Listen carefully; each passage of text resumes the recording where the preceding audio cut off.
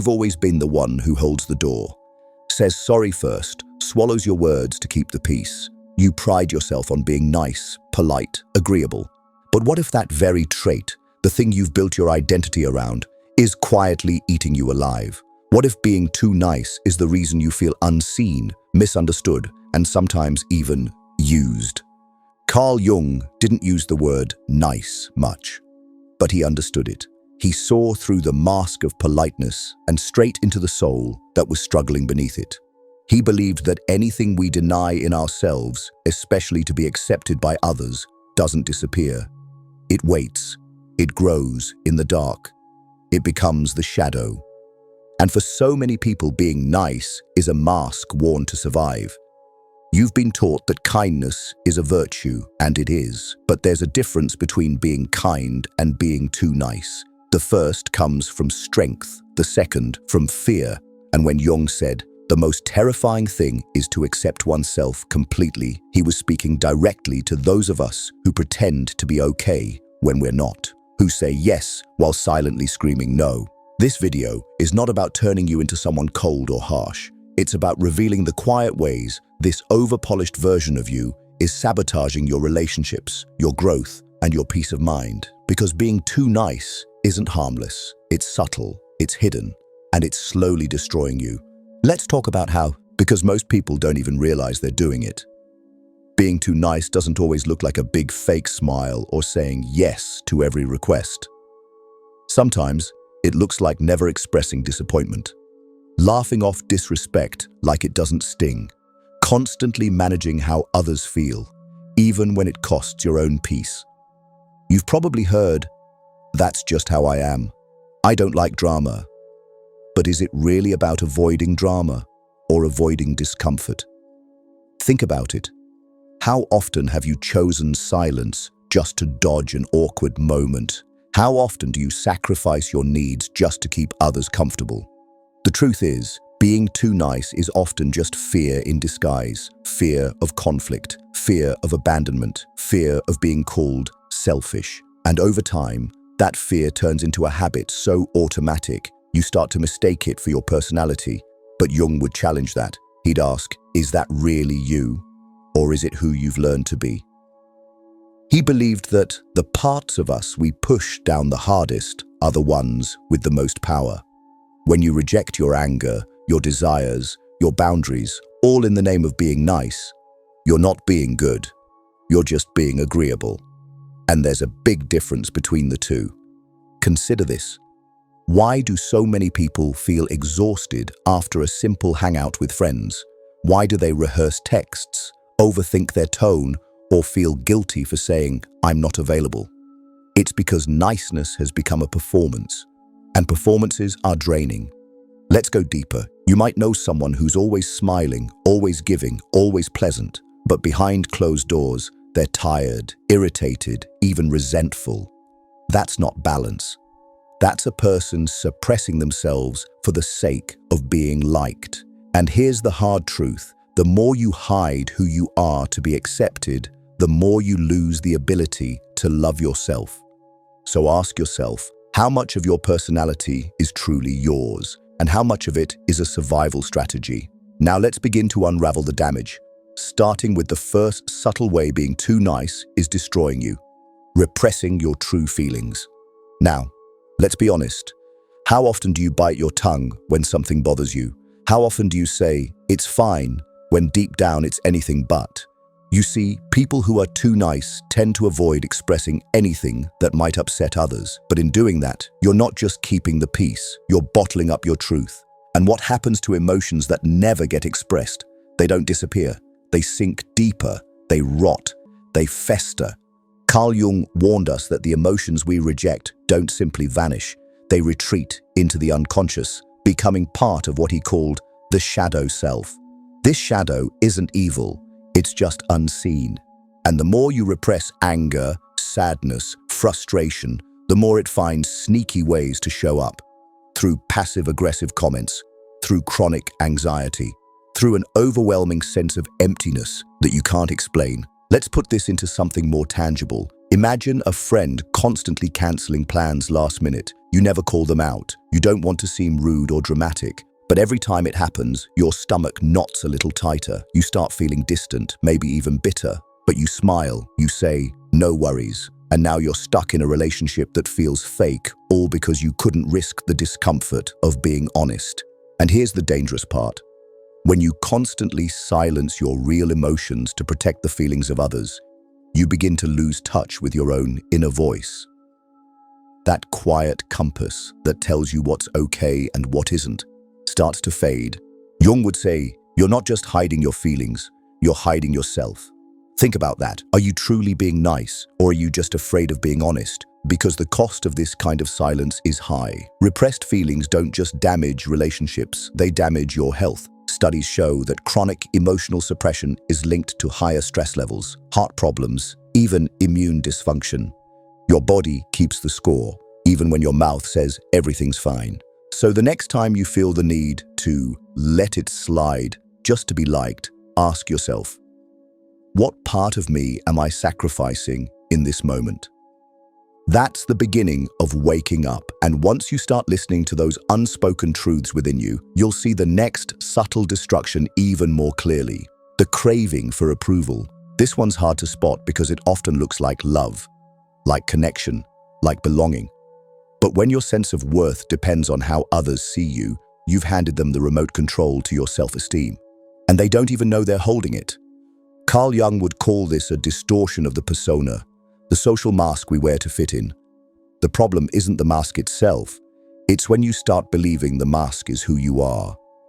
And the more approval you chase, the more you shapeshift into who you think people want you to be. But here's the haunting question. If everyone loves you, but you're not being yourself, who exactly are they loving? Think about how this shows up in daily life. You're in a group chat and someone makes a joke that offends you, but everyone else laughs. So you send a laughing emoji too, even though it stung.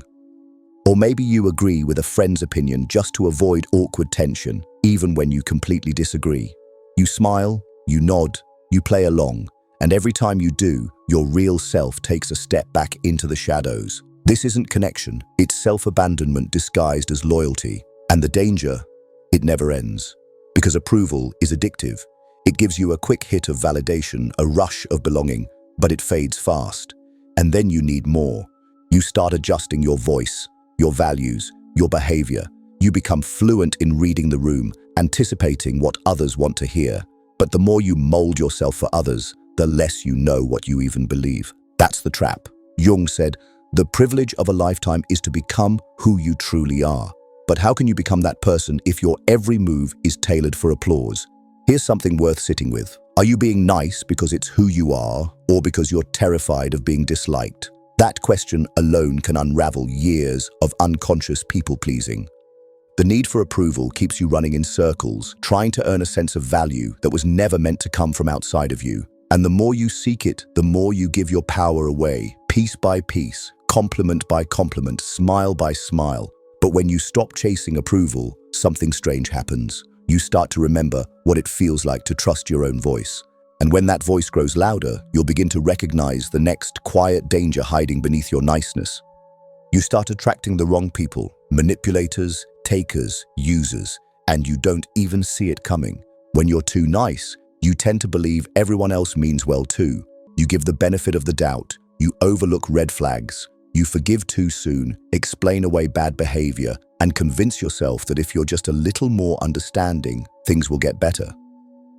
But Carl Jung taught us something critical here. The parts of ourselves that we deny, others will gladly take advantage of. When you suppress your assertiveness, your ability to say no, to draw lines, someone else will step in and use that silence to their advantage. You might not call it manipulation at first. It might look like helping a friend every time they're in a crisis, even when they never ask how you're doing. Or staying late to help your coworker finish their report, again, because they forgot it was due. Or being the emotional cushion for someone who only calls you when they need something. And you know what you tell yourself? It's okay. They just have a lot going on. I don't want to be selfish. But what if you asked, Why do I keep ending up in one-sided relationships? Why do I attract people who expect so much but give so little in return? Jung believed that until we confront the patterns within us, we repeat them unconsciously. And that includes the roles we play. If you've made a habit of being the rescuer, the helper, the always available friend, people will start to expect it. Not because they're evil, but because you've trained them to. And before you know it, you're surrounded by people who don't actually care about you. They care about what you can offer. You become the soft landing for everyone else's chaos.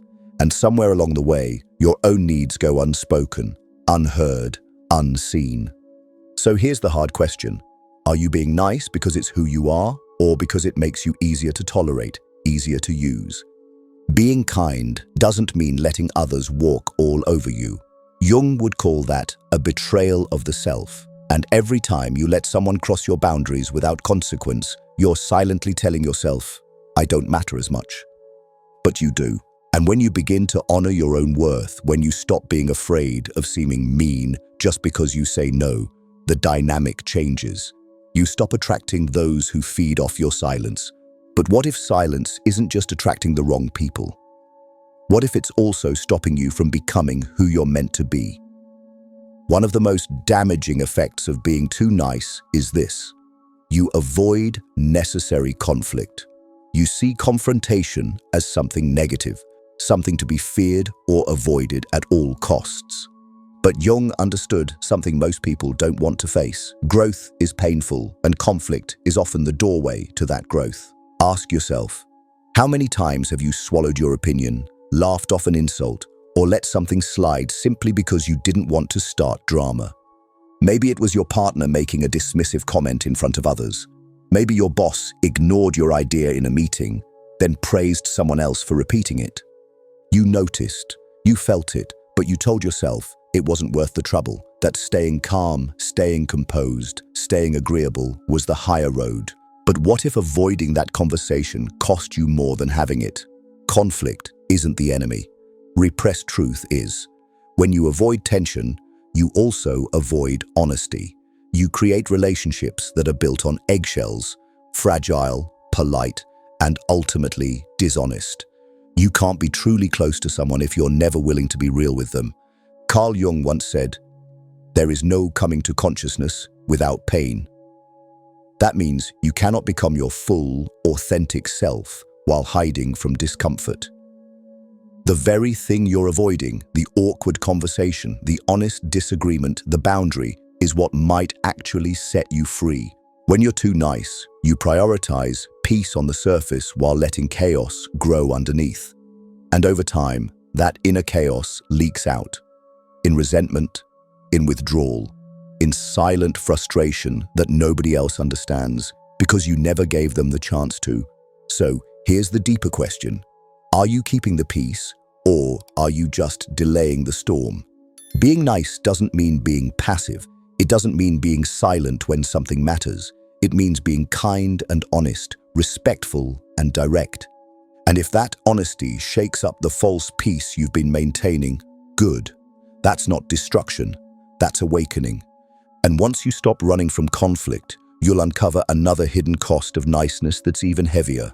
The guilt that was never yours to carry. And that's the quiet tragedy of being too nice. You don't just carry your own emotions, you carry everyone else's too. You apologize for things that aren't your fault. You take responsibility for other people's reactions. You tiptoe around your truth, not because you're wrong, but because you feel bad for making someone uncomfortable.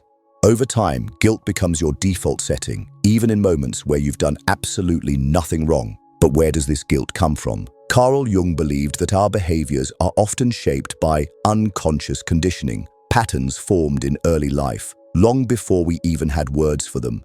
Maybe you grew up in a household where being good meant staying quiet, where speaking up got you punished, where disappointing others, even slightly, brought withdrawal, shame, or rejection. So now, as an adult, guilt creeps in, not because you've done something bad, but because being true to yourself feels bad. Consider how this shows up today. You say no to a friend's invite because you need rest. But then you spend the rest of the night wondering if they're upset. You set a boundary with a family member, and now you're the difficult one.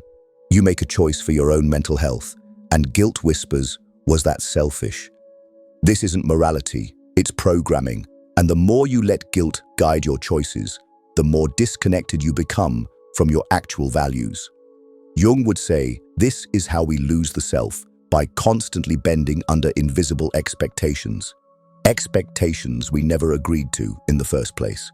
Here's a truth many people never admit. Guilt is not always a sign you've done something wrong. Sometimes it's a sign you're finally doing something right for you. So ask yourself, how much of the guilt you carry is truly yours, and how much of it was handed to you by people who benefited from your silence? The world doesn't need you burdened. It needs you honest, aligned, free. And that freedom begins when you stop confusing guilt with goodness, when you stop believing that being uncomfortable automatically means you're being unkind.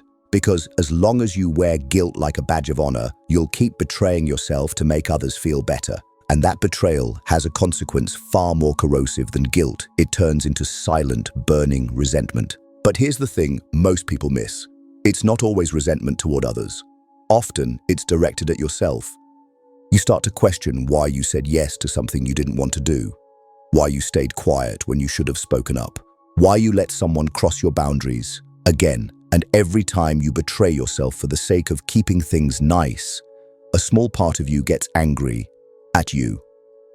Carl Jung believed that what we suppress doesn't vanish, it turns against us. And this is exactly how it happens. The feelings you swallow to protect others, they come back as self-criticism, anxiety, even depression. You say yes to the extra work shift, even though you're already exhausted. You agree to lend money you don't really have, just to avoid awkwardness. You ignore the subtle disrespect from a partner or friend, telling yourself it's not that deep. But later, when you're alone, you feel it.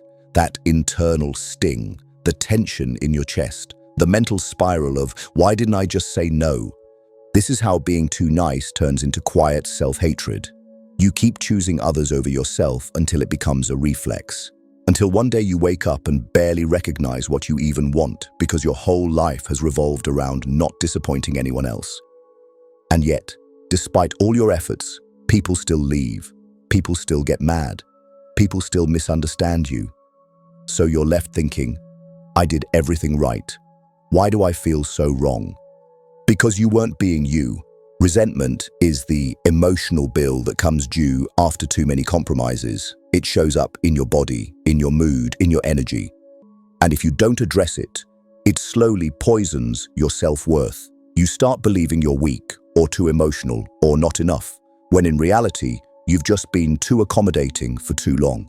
So ask yourself, are you angry at others? Or are you angry at yourself for pretending you were okay with things that never were? That question is the doorway to self-awareness. And once you walk through it, you'll see how this cycle of niceness doesn't just affect your confidence or boundaries. It goes even deeper. It begins to affect your ability to connect at all. And this is perhaps the most heartbreaking cost of being too nice. It blocks real intimacy. Because intimacy isn't built on politeness. It's built on truth, on vulnerability, on the willingness to show up as your full, flawed, honest self and let others do the same. But when you're too nice, you filter everything. You say what sounds good instead of what's real. You hold back your needs, your disappointments, your full humanity. And what's left isn't intimacy, it's performance. Carl Jung once said, people will do anything, no matter how absurd, to avoid facing their own souls. And niceness is often one of those absurd things. We think being agreeable will bring us closer to others, but it actually creates distance, because people can feel it, even if they can't name it. They sense when you're not being fully present, when your yes isn't genuine, when your smile doesn't reach your eyes. Have you ever been in a relationship where everything seemed perfect on the surface, no arguments, no tension, but deep down, it felt hollow? That's the illusion of peace that niceness creates. But peace without authenticity is just a quiet loneliness. When you're too nice, you rob others of the chance to know you, the real you, not the filtered, polished, easy-to-love version, but the messy, complex, truthful human underneath. And here's the cruel irony: the very behavior you think is keeping people close is pushing them away. They might like you, they might appreciate you, but they'll never feel truly connected to you because connection requires truth, and truth requires courage. You can't form a real bond if you're constantly editing yourself to be accepted. So ask yourself, do people love the real you or the version you've created to avoid rejection? This is where the journey of self-actualization begins, where you stop measuring your worth by how easy you are to be around and start valuing how deeply you're willing to be seen. Because only when you let go of the need to be liked can you start building relationships rooted in something real. And that brings us to the core of everything Jung tried to teach. The real danger of unchecked niceness isn't just emotional, it's existential. It keeps you from becoming who you truly are. And that's where Carl Jung's deepest warning comes into focus. He didn't just talk about politeness or people-pleasing. He went much further into the terrain of the self, the shadow, and the danger of living a life built on false virtue. To Jung, every human being has a shadow, the hidden parts of ourselves that we reject, deny, or are too afraid to confront. Anger, assertiveness, desire, independence, all the things you may have labeled as bad just to be accepted as good. And so, you became nice. But nice isn't the same as whole. Jung believed that wholeness, not perfection, was the goal of human life. And wholeness demands that you face your shadow, not run from it. Because the more you suppress these rejected parts of yourself, the more power they gain in the unconscious. They start shaping your choices, your relationships, your identity, without you even realizing it. That's why being too nice isn't harmless. It's a form of self-fragmentation. You cut yourself into pieces, showing the world only the ones you think it will love. You try to be good, pure, easy, agreeable, but in doing so, you betray the raw, untamed, powerful truth of who you really are. And what happens to those buried parts? They don't disappear. They show up in anxiety, in depression, in burnout, in resentment. They show up in the quiet pain of a life that looks peaceful on the outside, but feels hollow on the inside. You don't need to be less nice. You need to be more honest, more complete. You need to integrate the parts of you you've spent your whole life hiding.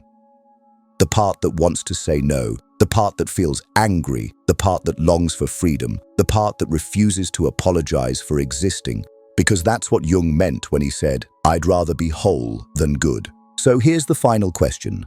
Who are you when you stop trying to be liked and start trying to be real? That question may scare you, but it also holds your freedom. And that freedom doesn't mean becoming harsh or unkind. It means becoming authentic. And in the next part, we'll explore how you can do that without losing your heart. Because that's the fear, right? That if you stop being nice, you'll become someone cold, harsh, unlikable. You've spent so long cushioning the world from your real feelings that the idea of dropping that act feels dangerous, maybe even selfish. But here's the truth. Being real isn't the opposite of being kind. It's the foundation of it. You don't have to choose between honesty and compassion. You can set boundaries and be generous. You can say no and still be loving. You can speak your truth without apology and still care deeply for others. The difference is that your kindness will come from fullness, not fear. So how do you start? Begin with small acts of truth. Say what you really feel in low-stakes situations. If you're tired, say so. If you need space, take it. If something hurts you, name it, gently but clearly. These aren't acts of rebellion, they're acts of alignment. And when guilt shows up, and it will, don't run. Sit with it. Ask yourself, is this guilt because I did something wrong, or because I broke a rule that never served me in the first place? You can also start listening to the body. Jung often saw the body as a gateway to the unconscious. Pay attention to the tension in your chest when you say yes, but want to say no. Notice the tight jaw when you're holding back anger. These are signs that your shadow is speaking, not to be feared, but to be heard. And remember, The people who truly love you will not abandon you for being honest. They'll adjust, they'll grow with you. And those who can't? Maybe they were only attached to the version of you who never said no. You are allowed to evolve beyond that. You are allowed to disappoint people in order to remain true to yourself. You are allowed to take up space, to speak plainly, to let the real you rise to the surface, unfiltered.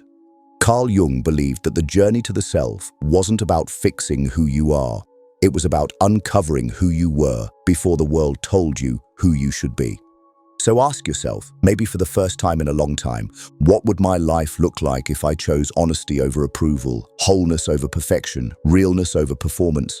Because that choice, that one brave shift, is how you stop being just nice and start being you. And if this message stirred something in you, don't let it fade. Comment below, share your story. Let someone else know they're not alone in this quiet struggle. And if you're ready to keep peeling back the layers and facing what lies beneath the surface, make sure to subscribe, because this channel isn't here to comfort your mask. It's here to help you take it off. This is your call to stop performing and start remembering who you really are. And if that scares you, good. It means you're finally alive.